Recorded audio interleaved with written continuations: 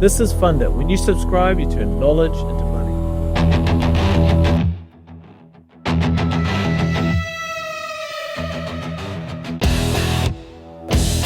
Two weeks ago, the Reserve Bank cut the official cash rate, a movement to loosen the system, ease pressure, give households a moment to breathe.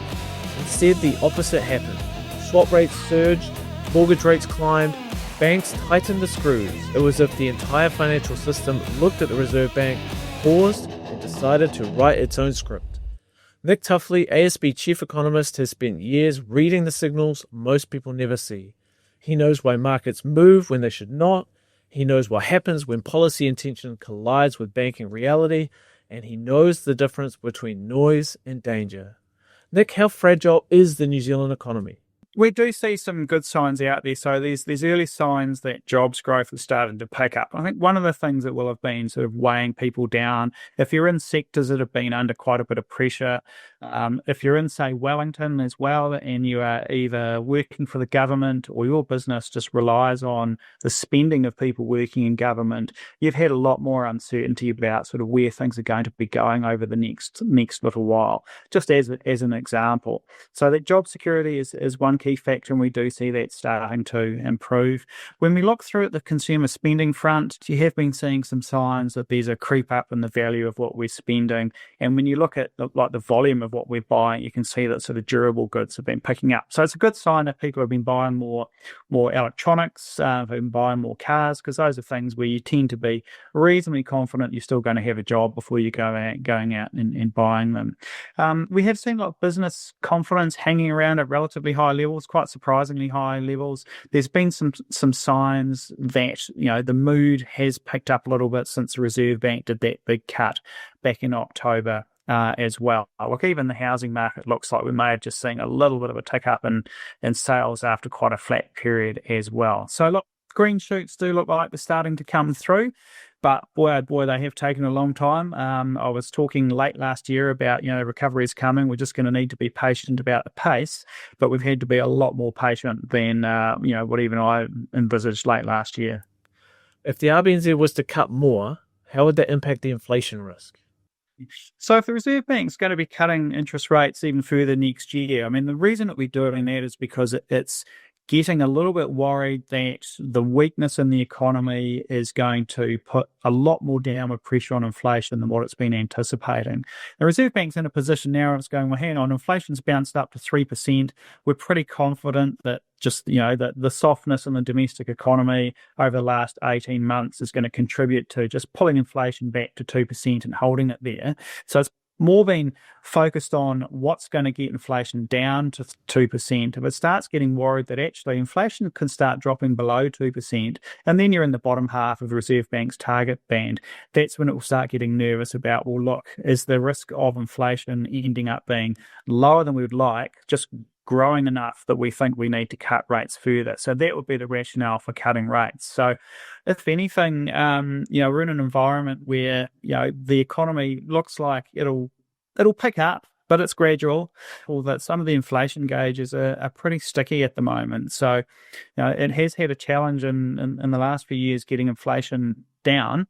At this point, the risks just feel like the risks don't feel like they're very high of inflation ending up persistently low, but that would be the main thing that would drive rates lower, that growing concern that inflation will drop below 2% and potentially remain there for a period. Most people treat their KiwiSaver the way they treat an old photo album. They know it exists, they know it matters, they never bother to open it. And that small act of neglect can cost them more than they realize. If you want clear, simple guidance on choosing the right provider and the right type of fund, you can talk to Wealth HQ without paying a cent. Maybe you like the thrill of crypto. Maybe you want nothing to do with investments that profit from conflict. Maybe you just want a sense of control over where your money goes. Wealth HQ strips the uncertainty out of the process. If you want to understand your options, the link below will take you there. If you're giving us a checklist for 2026, what are the 3 to 4 big macro trends that you're looking at? And what is the most misunderstood risk that we're not considering? Well, if we're trying to get a gauge on, look, is the economy picking up or not, as we're heading into next year, which is sort of really it's those signs of that turning point to give people confidence that the economy is going to pick up, and that will filter through into confidence around equity markets, also influence those expectations of lower interest rates. So what are some things to look for, particularly over the next few months? We're going to get the GDP figures out just before Christmas, so that'll be the key thing to watch out for. That's for the third quarter, so the 3 months of September. Now, when you're eyeing down the barrel of have you done enough Christmas shopping, by the time this data comes out, that feels ancient. But what we're looking for is at least some confirmation that wider economic activity did actually start picking up after that shocker decline in GDP over the June quarter. So that's a big one. Labour market data too. So we get quarterly updates on what's happening with employment and unemployment and wages. We're not getting one until early February now, but we do get some month-by-month job figures. So look, just seeing that labour market pick up, that's a good sign that the economy is turning the corner, because normally you don't really see strong growth in hiring until businesses have got confident that they need those people on a sustained basis. Look, if you see a bounce or two up in your sales for a couple of months, well, that's great, but you'll still be worrying for a bit about, okay, is that just a flash in the pan, rather than just the start of something big and beautiful. So businesses tend to sort of defer and hire when they've got that confidence that whatever they are doing is going to get sustained and mean that those people are going to be gainfully filled with work. So that's a really important thing to watch for. It's just that it's it follows everything else as well. So that's the challenge. It's not necessarily a good early indicator, but it's a good sort of reinforcing indicator as well. I think the other thing is just our trade as well. At the moment, it looks like things have been fairly resilient, but we have been probably overly reliant on the earnings of trade to just sort of prop the economy up. Recently, whilst interest rates have been high and households put their wallet away in the safe and forgot the combination. So look, just seeing our export prices do reasonably well and our trade hold-ups, an important thing at the moment as well, just for helping provide a bit of extra traction going forward. So think about GDP, jobs, trade holding up as some important things. And the Reserve Bank will also want to see inflation come down. And we're going to get a read in January when we're all probably still struggling to get back into the office from holiday.